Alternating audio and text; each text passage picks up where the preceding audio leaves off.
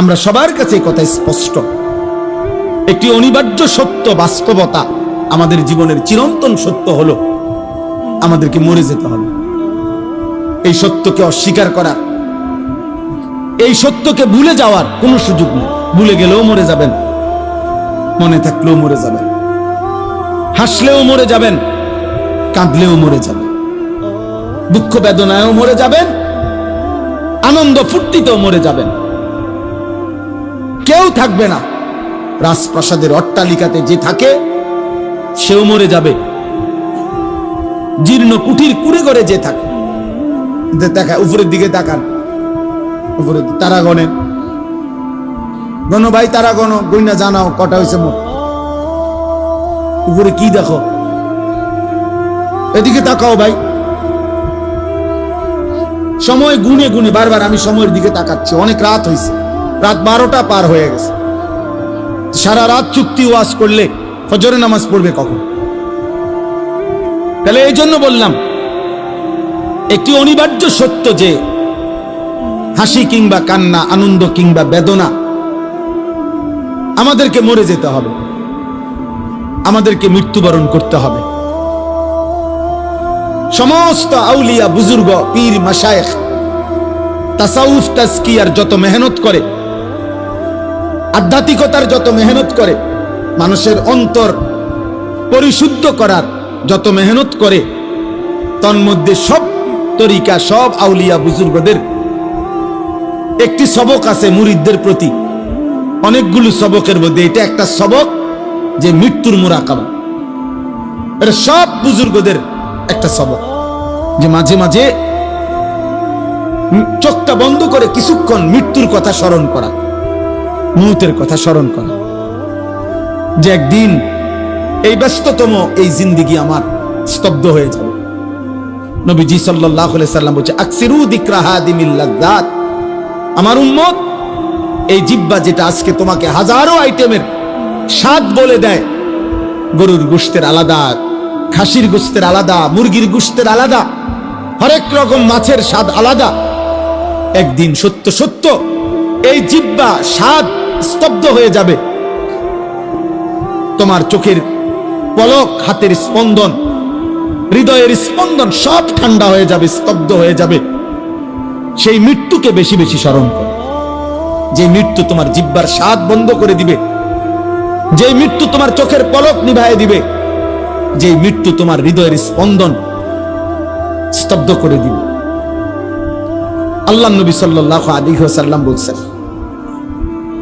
তো এখানে মহান আল্লাহ পাক রব্বুল আলামিন বলছে, বান্দা, তোমার মনে থাকে আর না থাকে, তুমি গুরুত্ব দাও আর খামখেয়ালি করো, তুমি আনুগত্য করো আর নাফরমানি করো, মনে রাখো বান্দা, যে অবস্থাতেই থাকো না কেন, একটি নির্দিষ্ট সময়ে সত্য সত্য মৃত্যু যন্ত্রণা তোমার চলে আসবে। প্রত্যেক মানুষের, আমার ভাই আমি দেরি করব না, অল্প সময় তর্জমা বলতে বেশিক্ষণ লাগবে না, এই মূল কথাটা বুঝাইতে চাই। শুনুন, প্রত্যেক মানুষ মনে রাখতে হবে, 1 নাম্বার তো আমরা মৃত্যুবরণ করব, 2 নাম্বার হলো মৃত্যুর পূর্ব মুহূর্তে, মৃত্যুর পূর্বক্ষণে ইমানদার হোক আর নাফরমান হোক, নবী হোক আর রাসূল হোক, আর শ্রেষ্ঠ কাফের হোক, মুশরিক হোক, প্রত্যেককেই সাকরাতুল মাউত, মৃত্যুর যন্ত্রণা ভোগ করতে হবে। ওয়াজাআত সাকরাতুল মাউত, সমস্ত মাখলুকের মৃত্যুর পূর্ব মুহূর্তে মৃত্যুর যন্ত্রণা হয়, এটাকে সাকরাতুল মাউত বলে, সাকরাতুল মাউত বলে। তিনি নবী হন, তাকেও সাকরাতুল মাউত, মৃত্যুর যন্ত্রণা ভোগ করতে হবে। আবার সে নাফরমান, পাপী, কাফের, মুশরিক হোক, তাকেও মৃত্যুর যন্ত্রণা ভোগ করতে হবে। কিন্তু পার্থক্য হইল, একজন মুমিন, একজন মুত্তাকি, একজন ইমানদারের মৃত্যু যন্ত্রণা যখন শুরু হয়, তখন সে খুশিতে, আনন্দে আরো উৎফুল্ল হয়ে যায়, যে হ্যাঁ, আমার মালিকের সাথে, আমার বন্ধুর সাথে মোলাকাতের সময় হয়ে গেছে। আল মাউতু জাসরুন ইউসিলুল হাবিব ইলাল হাবিব। ইমাম কুরতুবী রাহমাতুল্লাহ আলাইহি তার কিতাব আত-তাযকিরা ফি আহওয়ালিল মাউতা ওয়া উমুরিল আখিরা কিতাবে লিখছেন, মৃত্যু হলো একটা পোল, একটা ব্রিজ, একটা সাঁকো। যেই সাঁকো, যেই ব্রিজের এই পারে মুমিন মুত্তাকি, ওই পারে মহান আল্লাহ। এপারের মুমিনের বন্ধু, ওই পারে যিনি দাঁড়িয়ে আল্লাহ, ওই পারের যিনি আল্লাহ, এপারে তার বন্ধু মুমিন। এই ব্রিজটাই শুধু পার হওয়া বাকি। এই ব্রিজটা অতিক্রম করলেই এপারের বন্ধু ওই পারের বন্ধু মালিকের সাথে মিলবে। ইউসিলুল হাবিব ইলাল হাবিব, হাবিব হাবিবের সাথে, বন্ধু বন্ধুর সাথে মিলিত হবে। আল্লাহ রাসূল সাল্লাল্লাহু আলাইহি ওয়াসাল্লাম বলেন, ইমাম কুরতুবী রাহমাতুল্লাহ আলাইহি বলেন, আর সেই পোলটাই হলো মৃত্যু। মুমিন মরবে তো তার বন্ধু মালিকের সাথে সম্পর্ক হয়েছে, সম্পর্ক হয়েছে। তো মুমিনের সাকরাতুল মউত, মৃত্যু যন্ত্রণা হবে, কিন্তু তার মধ্যে তার উৎফুল্ল। কিন্তু মৃত্যুর যে যন্ত্রণা, কষ্ট, এটা তাকে ভোগ করতে হবে। যত বড় ইমানদারি হোক, তিনি রাসূল হোক, তিনি নবী সাল্লাল্লাহু আলাইহি সাল্লাম, তাকেও।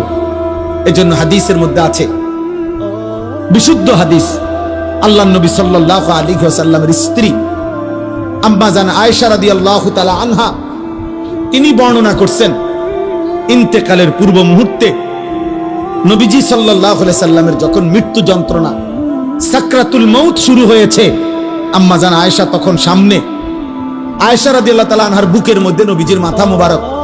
এই অবস্থায় নবীজি, হযরত আয়েশা রাদিয়াল্লাহু তাআলা আনহা বলেন, নবী সাল্লাল্লাহু আলাইহি সাল্লামের কপাল মোবারক ঘামে ভিজে গেছে, আমি একটা বাটির মধ্যে করে পানি এনে দিলাম।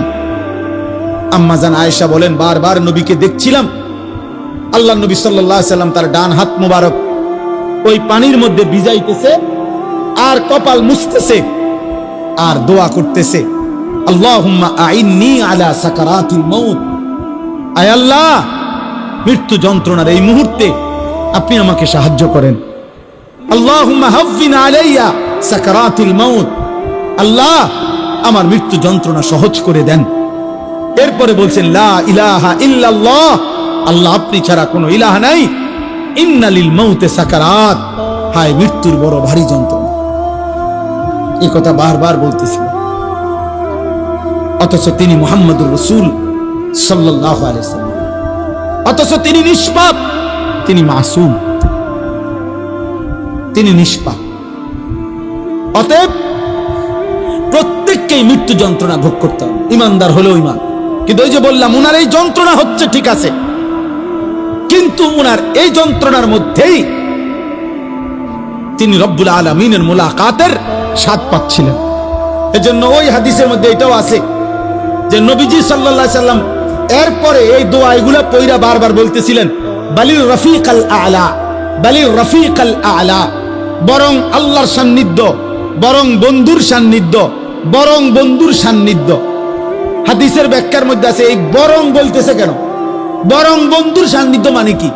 মানে বুঝাইতেছেন, মালাকুল মউত আজরাইল উনাকে বলতেছিলেন, ইয়া রাসূলুল্লাহ, দুনিয়ায় আর কয়দিন থাকবেন নাকি রবের কাছে যাবেন? তো আল্লাহর নবী বলতেছেন, বরং বন্ধুর কাছেই যেতে চাই। কষ্ট হোক, সাকরাতুল মউত হোক, কিন্তু মুলাকাত চাই মালিকের, মুলাকাত চাই বন্ধুর। এই জন্য আমরা কিতাবে পড়ছি, হযরত ইব্রাহিম আলাইহিস সালাম, উনাকে মালাকুল মউত আজরাইল আসছে, আয়েশা বলছে, আপনার জান কবজ করতে চাই, আপনি অনুমতি দেন। হাদিসের মধ্যে আছে, প্রত্যেক নবীকে মৃত্যুর পূর্বে মালাকুল মউত জানায়, অনুমতি চায়। অনুমতি না নিয়ে কোন নবীর জান কবজ করা হয় নাই। তো ইব্রাহিম আলাইহিস সালাম বললেন, আজরাইল, আমার একটা ছোট্ট প্রশ্ন আছে আল্লাহর কাছে, তুমি একটু জিগাইয়া আসো। যাও, তুমি জিগাও। তো আজরাইল মালাকুল মউত বলছে, আচ্ছা বলেন। তো তুমি গিয়া বলবা আল্লাহর কাছে, আয়াকবিজুল খলিল রূহা খলিলিহি, আল্লাহকে জিজ্ঞাসা করবা গিয়া যে ইব্রাহিম জানতে চাইছে কোন বন্ধু কি বন্ধুর জান কবজ করে? বন্ধু বুঝি বন্ধুরে মেরে লাগে? আমি না আপনার বন্ধু? ইব্রাহিম আলাইহিস সালাম কার বন্ধু? কথা বলে না, আল্লাহর বন্ধু কিনা? তো ইব্রাহিম আলাইহিস সালাম বলতেছে, যাও গিয়া জিগাও কি বন্ধু এটা, বন্ধু বন্ধুরে মারতে কয়, বন্ধু বুঝি বন্ধুর জান কবজ করে? সুবহানাল্লাহ। আল্লাহ তাআলা তখন বললেন, জিব্রাইল, আরে আজরাইল, মালাকুল মউত, তাহলে এক কাজ করো, তোমারে আমি আরেকটা প্রশ্ন করতেছি ইব্রাহিমকে বলার জন্য, তুমি হেঁটে গিয়া কও, যাও, আবার যাও। তো মালাকুল মউত এসে এবার ইব্রাহিম আলাইহিস সালামকে বললেন, আপনার কথার জবাবে আল্লাহ তাআলাও একটা প্রশ্ন করছেন, আপনি হেটার উত্তর দেন। তো বলছে কি? তো আল্লাহ তাআলা জানতে চাইছেন, আয়াকরাহুল খলিল লিকা খলিলিহি, বন্ধু কি তাহলে বন্ধুর মুলাকাত সাক্ষাৎ চায় না? বন্ধু কি বন্ধুর সাক্ষাৎ পছন্দ করে না? তাইলে ইব্রাহিম আলাইহিস সালাম বুঝছে, হায় হায়, এ তো মারা না, এ তো বন্ধুর মুলাকাত, এ তো মৃত্যু না রে, এ তো আমার সেই মালিকের মুলাকাত। পুরাটা জীবন আমি যার জন্য পরীক্ষা দিছি, যার জন্য আমি নমরুদের আগুনের কুণ্ডলিতে পড়লাম, যার জন্য আমার জীবনটা নবীদের মধ্যে সবচেয়ে বেশি অঞ্চল ছাড়ছে, হিজরত করছেন, এলাকা ছাড়ছে বেশি ইব্রাহিম আলাইহিস সালাম। তো সে তো বন্ধুর মুলাকাত। এজন্য দোস্ত, প্রথমে কথাটা বুঝাইতে চাইলাম যে মৃত্যুর যন্ত্রণা প্রত্যেকের হবে, বাকি মুমিন মুত্তাকি ঈমানদার তার মৃত্যু যন্ত্রণা তার আনন্দের বিষয়। কষ্ট হচ্ছে ঠিক আছে, কিন্তু আনন্দ হচ্ছে যে আমার রবের মুলাকাত। এবার তার বিপরীতে দোস্ত, তার বিপরীতে সাকরাতুল মউত যদি কোনো নাফরমানের শুরু হয়, পাপী, তো তাফসীরের মধ্যে আছে প্রত্যেক মানুষকেই তো বললাম মৃত্যু যন্ত্রণা ভোগ করতে হবে। আজকে নওজোয়ান, এই তোমাদের কাছে আমার বিশেষ কথা এটা, একটু শুধু ইনসাফের সাথে শোনো, কষ্ট করছো ভাই, অনেক সদ্য ওলামারা বয়ান করছেন, তাফসীরের মধ্যে আছে এক টানা 900 বছর ধরে নেন কোন ব্যক্তি এই পৃথিবীতে হায়াত পাইছে, আর 900 বছর 950 বছর হায়াত পাওয়া এই পৃথিবীতে কারো উদাহরণ আসেনি? নাই। কে? নূহ আলাইহিস সালাম। কথা বলে না। তাহলে এই পৃথিবীতে 950 বছর বাঁচার উদাহরণ আছে কিনা? তো উদাহরণ তো আছে, আদম আলাইহিস সালাম। তাহলে এই জন্য বললাম, কেউ যদি 900 বছর একটানা পৃথিবীতে হায়াত পায়, দোস্ত মনোযোগ দিয়ে কথাটা শোনো, কিন্তু এই 900 বছর সে আল্লাহর নাফরমানি করছে, কিন্তু 1 সেকেন্ডের জন্য 900 বছরের দুনিয়ার হায়াতে কোনোদিন কোনো দুঃখ, কষ্ট, যন্ত্রণা, বেদনা পায় নাই, একটা সুইয়ের আঘাত লাগে নাই, একটা কাঁটার আঘাত লাগে নাই, সে হাসি খুশি আনন্দ ফুর্তি এই মৌজ করে এই জীবনটা চলছে। নাচ গান, নারী, ছবি, জিনা, ব্যভিচার, মদ, জুয়া, চুরি, ডাকাতি, সুদ, ঘুষ, বেহায়াপনা, বেলেল্লাপনা, যা মন চায় তাই করছে, কিন্তু কোনোদিন কষ্ট পায় নাই। ধরে নাও, মানে ধরে নিচ্ছি যে কোনোদিন এর কারণে সে দুনিয়ার হায়াতে কোনোদিন 1 সেকেন্ডের ব্যথা পায় নাই, কোনো কষ্ট হয় নাই। খোদার কসম, তাফসীরে লিখছে এই 900 বছরের নাফরমান জীবনে যে কোনোদিন কোনো দুঃখ দেখে নাই, মৃত্যুর যন্ত্রণা তার যখন শুরু হবে, সাকরাতুল মউত, আল্লাহর কসম বাপ, 1 সেকেন্ডের মৃত্যু যন্ত্রণা, খোদার কসম, এই ছেলেরা তারে 900 বছরের সুখ আর আনন্দ 1 সেকেন্ডে ভুলায় যাবে।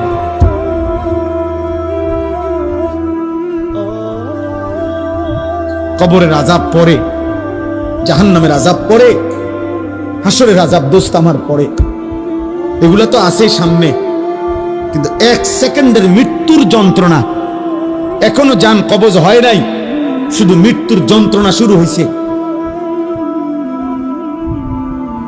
নাফরমান 1 সেকেন্ডের মৃত্যু যন্ত্রণায় 1000 বছরের আনন্দ ভুলে যাবে, আর কোনোদিন মনে পড়বে না তার যে জীবনে সে কোনোদিন সুখ দেখছে কিনা, সুখ দেখেছে কিনা।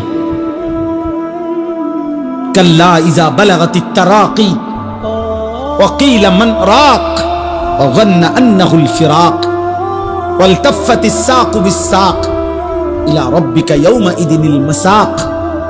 আল্লাহ বলেন নাফরমানের জান কবজের সময় মালাকুল মউত আজরাইল কলিজার থেকে তার রূহটা টান দিয়া ছিঁড়ে ফেলবে, আর ছিঁড়ে ফেললেই কণ্ঠনালীর কাছে আইসা তারাকি মানে কণ্ঠনালীতে আইসা বিঁধে যাবে, রূহটা আটকাইয়া যাবে।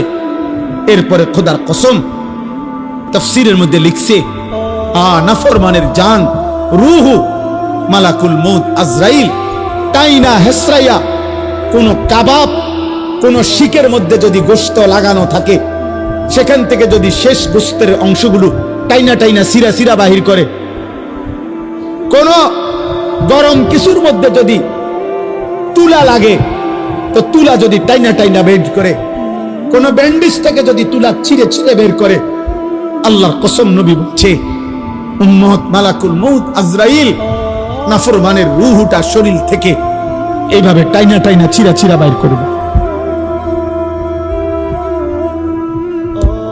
ফালাউলা ইযা বালাগাতিল হুলকুম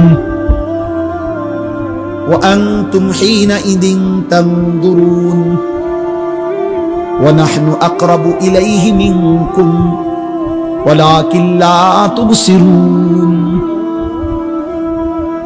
ফালাউলা ইন কুনতুম গায়রা মাদিনিন তারজিউনাহা ইন কুনতুম সাদিকিন।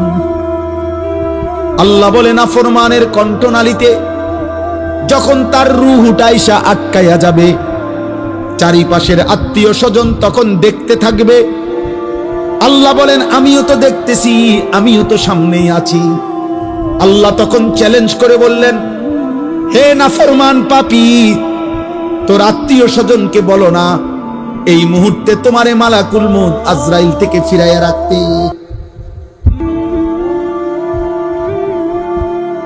অতএব প্রিয় ভাইয়া, কবরের আযাব তো সামনে, জাহান্নামের আযাব তো সামনে, এক সেকেন্ডের মৃত্যু যন্ত্রণাও তো তুমি সহ্য করতে পারতা না। হযরত আমর ইবনুল আস রাদিয়াল্লাহু তাআলা আনহু নবীজির বিখ্যাত সাহাবী, ওনাকে বলা হয়েছিল মৃত্যুর পূর্বে ওনার ছেলে, উনি ঈমানদার, উনি সাহাবী, ওনার ছেলে আব্দুল্লাহ ইবনে আমর ইবনুল আস উনিও সাহাবী।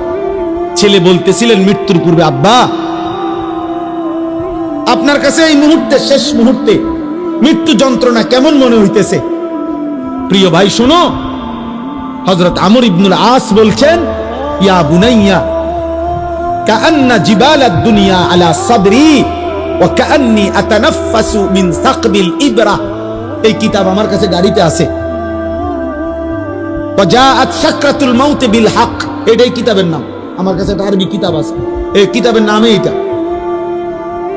এই কিতাবে লিখছে। হযরত আমর ইবনে আস বলে, পুত, এই বাপ সন্তানকে বলছে, বাবা রে, আমার মনে হচ্ছে কাআন্না জিবালাদ দুনিয়া, দুনিয়ার সমস্ত পাহাড়গুলো আমার বুকে চাপ দিয়ে রাখছে। কাআন্না জিবালাদ দুনিয়া আলা সাদরি, মৃত্যু যন্ত্রণা আমার মনে হচ্ছে দুনিয়ার পাহাড়গুলো আমার বুকে চাপ দিয়ে রাখছে রে ফুল। ওয়া কাআন্নী আতানাফাসু মিন সাকবিল ইবরা, আর আমি যেন এই পাহাড় চাপা অবস্থায় আমি যেন সুইয়ের ছিদ্র দিয়া, সাকবিল ইবরা, সুইয়ের ছিদ্র দিয়ে আমি যেন একটু একটু নিঃশ্বাস নিতেছি। আমার ছেলেরা, আমার কিশোর, আমার নওজোয়ান, আমার 16 বছরের সন্তান, এত অল্প বয়সে তুমি এত গুনাহ, এত নাফরমানি কেমনে করছো বাপ? তুমি কেমনে সহ্য করবে আব্বা? আমার 16 বছরের সন্তান আছে। আমার প্রথম সন্তানের বয়স 16 বছর বরাবর। এই জন্য 16 বছর বয়সী ছেলে তুমি আমার সন্তান। তার চাইতে একটু বয়স্ক, একটু বেশি যাদের বয়স 18, 20, 22, 25, প্রিয় সন্তান, তুমি আমার ছোট ভাই। তুমি বলো, গত 365 দিনে তোমরা কোনদিন যারা ফজরের নামাজ পড়ো নাই, আমার সন্তান, কেমনে তুমি মৃত্যুর এই যন্ত্রণা সহ্য করো? বলো না।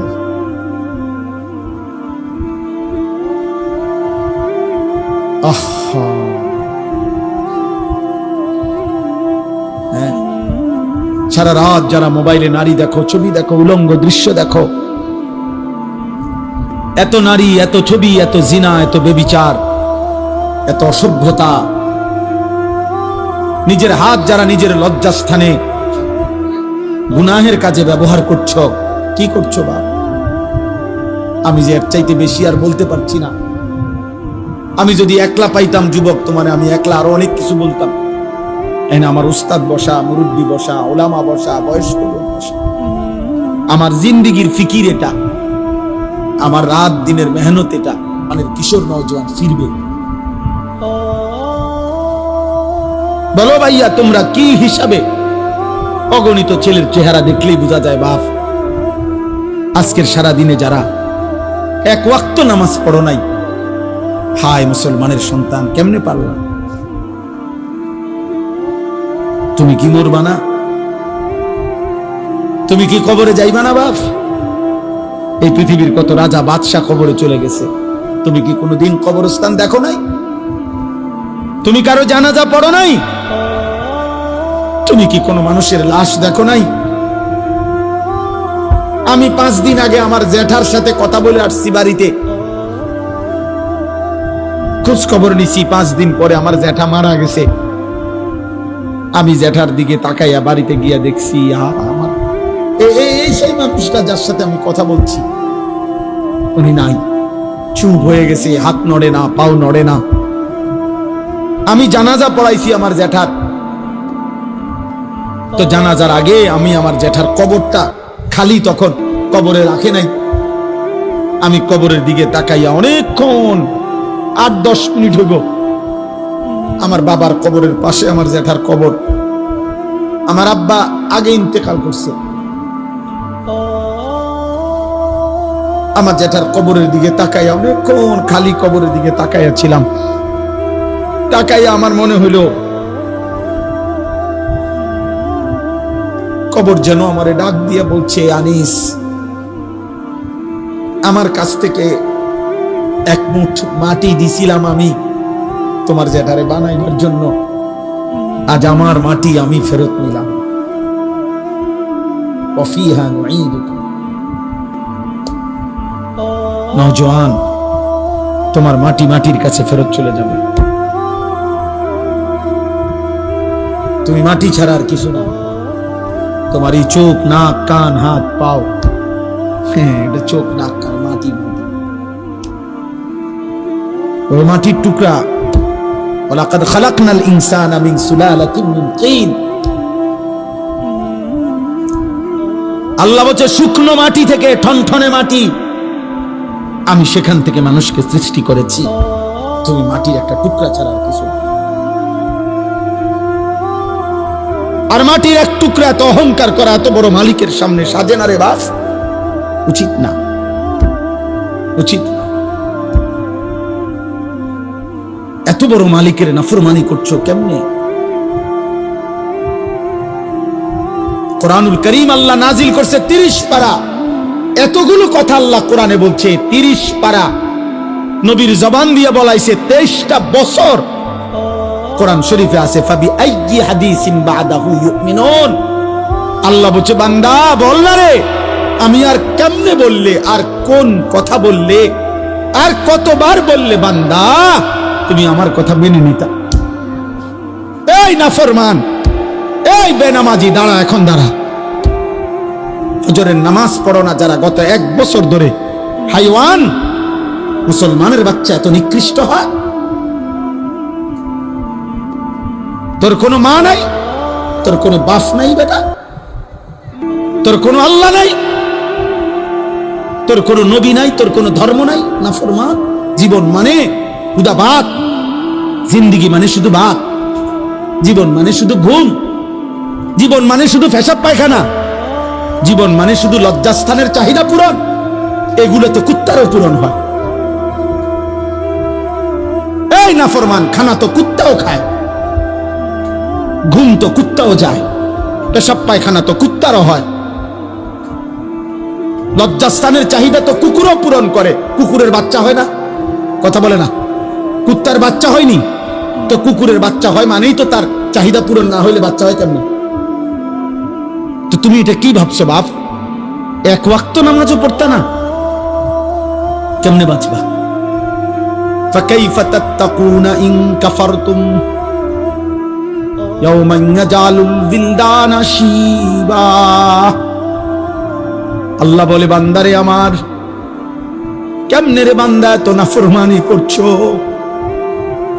আল্লাহ বলে, সেদিন হাসরের দিন আমার বান্দা কেমনে রে বাঁচবা? বান্দা এত নাফরমানি, এত মিথ্যা, এত চুরি, এত জিনা। এক মুমিন মুসলমান দাবি করে 30 বছর ধরে সুদ খাও। মুসলমান বুঝি 30 বছর সুদ খায়? মুসলমান কেমনে 30 বছর নাচ গান দেখে? মুসলমানের মা, মুসলমানের বোন কেমনে 20 বছর ধরে বেপর্দা? মুসলমানের ঘরে কেমনে প্রত্যেক দিন নাটক সিনেমা, নর্তকীর ছবি চলে, নাটক সিনেমা চলে? আল্লাহ বলেন, আমার বান্দা এই যে দিন রাত নাফরমানি করছো, ফাকাইফা তাত্তাকুন, ওই হাসরের দিন কেমনে বাঁচবা বান্দা? যেই দিনের একদিনেই দুঃখ কষ্ট আর পেরেশানি আর যন্ত্রণায় একদিনেই দুধের বাচ্চা, কোলের বাচ্চা বুড়া হয়ে যাবে। ইয়াউমান ইয়াজালুল বিলদানা শিবা। একদিনে ইয়াউমান, কয় দিনে? একদিনে বাচ্চা বুড়া হয়ে যাবে, একদিনেই কালো চুল সাদা হয়ে যাবে।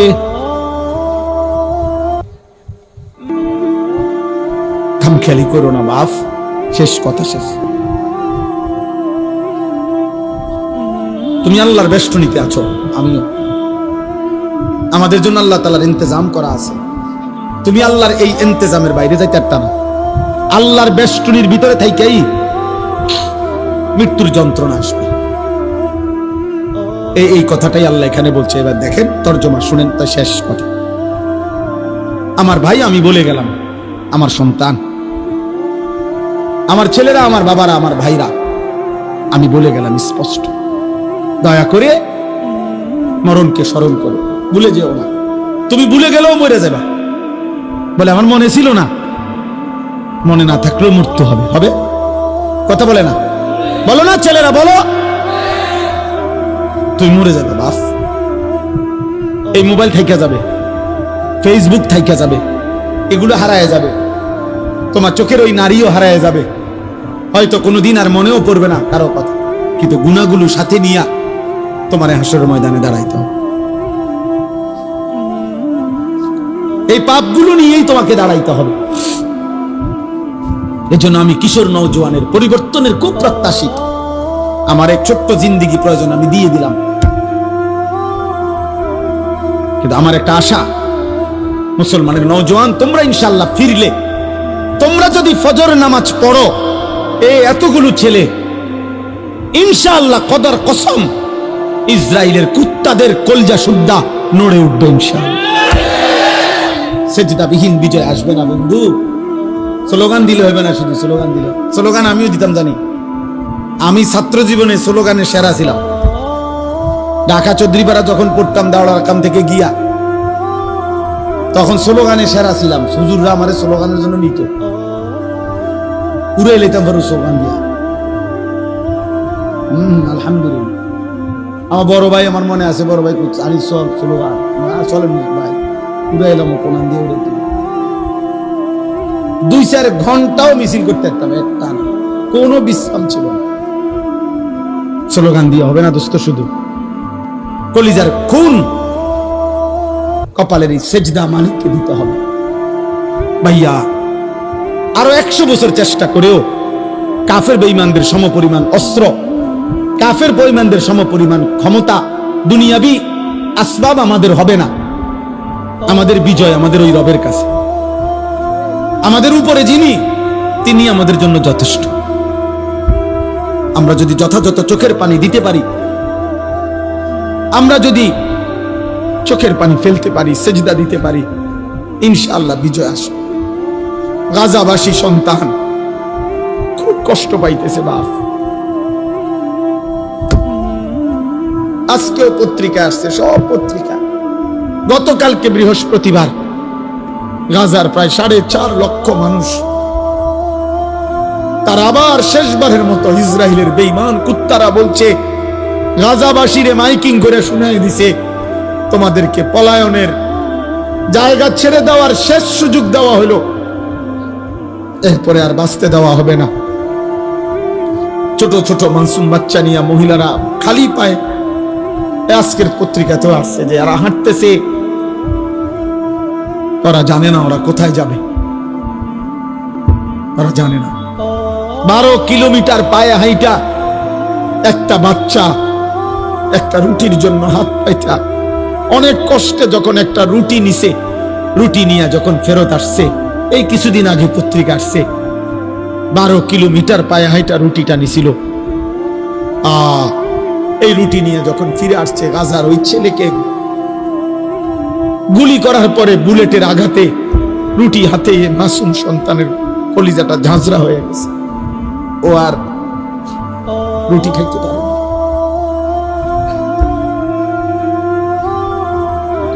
আর তোমরা নারী দেখো, ছবি দেখো, তোমরা আর সেজদা দিও না, তোমরা উলঙ্গ দৃশ্যই দেখো। তোমাদের আর মোবাইলের নেশাই গেল না, তোমাদের চুলের ফ্যাশনই শেষ হলো না, তোমরা তোমাদের বন্ধুদের আড্ডাই শেষ। তোমরা মনে করছো ইবলিস শয়তান তোমাদের বলছে তোমাদের বিপদ হবে না। বিপদ শুধু ফিলিস্তিনের, বিপদ শুধু রোহিঙ্গাদের, আমগো কিচ্ছু হইতো না। আমরা সবাই জোনায়েত বাগদাদ,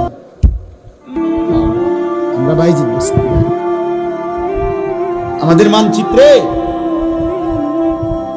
উলামায়ে কেরামকেও বলি, আমাদের মানচিত্র বাংলাদেশের আরেকবার তাকাই দেখেন, আজকে দেখেন আমাদের মানচিত্রে পার্বত্য চট্টগ্রাম সহ কক্সবাজারের এই সাইড, এটা আলগা এরকম।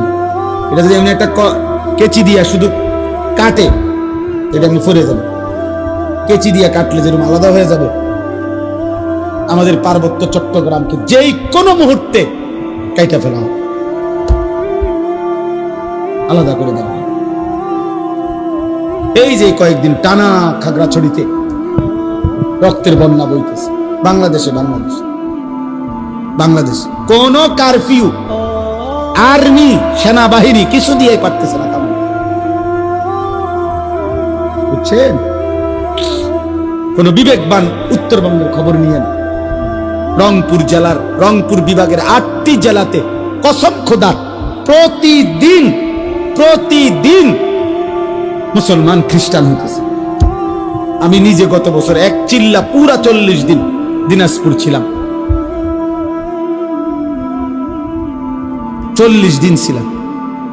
আমি রন্ধ্রে আমার গাড়িটা দিয়া, আমার গাড়ি সহ চিল্লা দিছি, ড্রাইভার সহ পুরাটা জেলা চষে বেড়াইছি, 3 জেলা অনবরত দৌড়াইছি 40 দিন।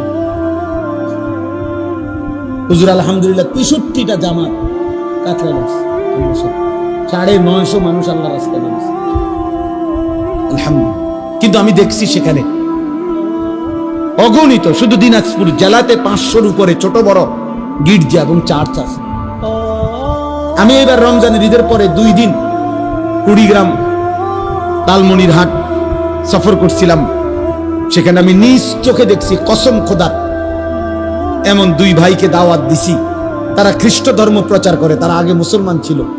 আশ্চর্যের কথা হলো 2 জনের মধ্যে এক ভাই 7 বছর মসজিদে ইমামতি করত, এই কোরআন হাতে বললাম, ও খ্রিস্টান, ও এখন খ্রিস্ট ধর্ম প্রচার করে।